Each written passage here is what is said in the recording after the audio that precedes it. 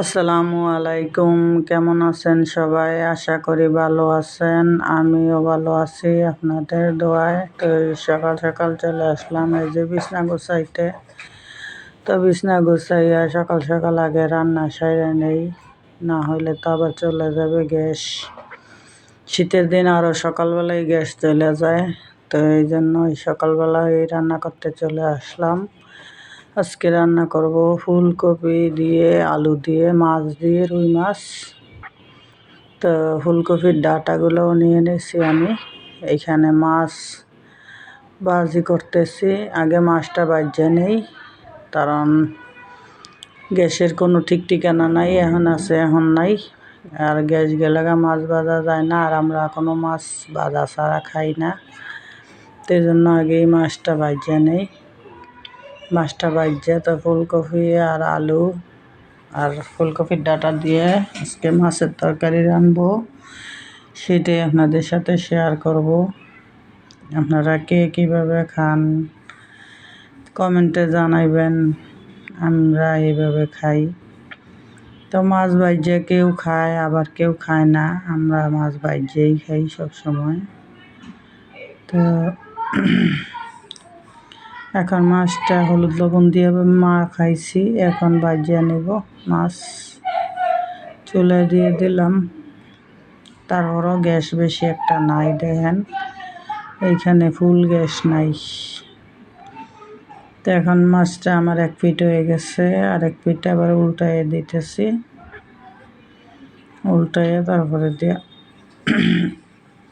তরকারি বসাবো। মাছটা হইলে আগে এক চুলা বন্ধ আর এক চুলা জ্বালাইয়া রাখছি। তো এই যে তরকারি এখন বসাই দিতেছি। আমার মাছ ভাজি করা হয়ে গেছে। তো দিয়ে দিলাম পেঁয়াজ। পেঁয়াজটা একটু লাল হইলে তারপরে মশলা দেব। তো আমি কষায় বেশিরভাগ তরকারি রান্না করি, এইরকম তরকারি। এই জন্য পেঁয়াজটা এখন আমার লাল হয়ে গেছে। তো এখন মশলাপাতি দিয়ে দিব। লবণ দিয়ে দিতেছে, দিলাম একটু পানি, কারণ পেঁয়াজটা আবার বেশি হয়ে গেছিলো, যদি পুড়ে যায় তাহলে আবার পোড়া গন্ধ আসবে। এই জন্য পানি দিয়ে দিলাম হলুদের গুঁড়া, মরিচের গুঁড়া, ধনিয়ার গুঁড়া। তো সব মশলা দিছি, এখন কষায় নিতেছি।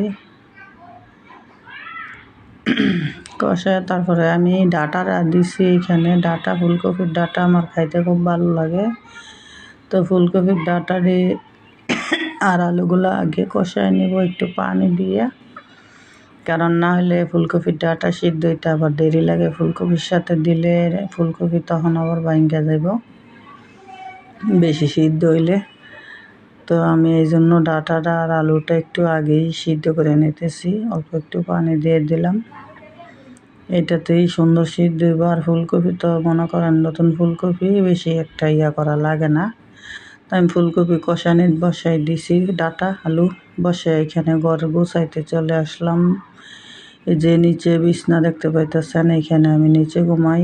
আর আগেই টেবিলটা গুছাই নিতেছি, আর পানি ফুটাইয়া খাই, পানি জগে বইরা নিতেছি। যদি গ্যাস থাকে তাহলে আবার এক চুলার মধ্যে পানি বসাইয়া রাখবো। এই জন্য পানি বসাইয়া চুর পাতিলটা খালি করে নিব। তো এই যে টেবিলটা মুছতেছি। রাতে টেবিলে অনেক কিছু খাইছি, ওষুধ টষুধ, এগুলা খালি কইরা নিয়ে গেলাম। আর মগ টক এগুলা নিয়ে আসলাম ধোয়ার জন্য। এই যে আমি আবার তরকারি লাড়া দিতেছি আইসা। তরকারি এখন দিয়ে দিব ফুলকপি। আমার আলুটা কষানি শেষ, আলু আর ডাঁটা।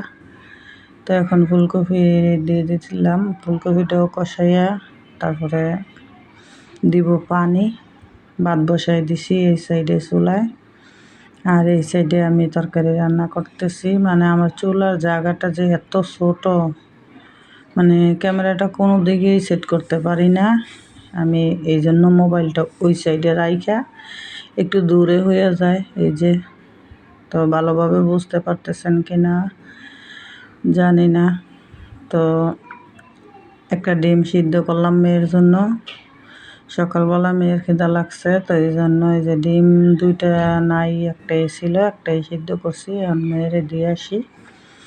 সকালে সারা রাত মেয়ে ঘুমায় না, খিদায় আর খায়ও না, এই জন্য সকালবেলা ডিমটা সিদ্ধ করে দিলাম। তো এই যে আমি তরকারি হয়ে গেছে আমার, তরকারির মধ্যে এখন দিয়ে দিব মাছ দিয়ে তারপরে আবার ডাইকা দিব। ফুলকপিটাও সিদ্ধ হয়ে গেছে, আর ফুলকপি তো মনে করেন বেশি সিদ্ধ করলে গইলা যায়, গইলা গেলে আর ভালো লাগে না তরকারি খাইতে। আস্তে আস্তে থাকলে ফুলকপি তাহলে ভালো লাগে। তো এখন মাছটা দিয়ে দিছি, দিয়ে ডাইকা দিব। সকাল সকালেই রান্না করা লাগে আমাদের।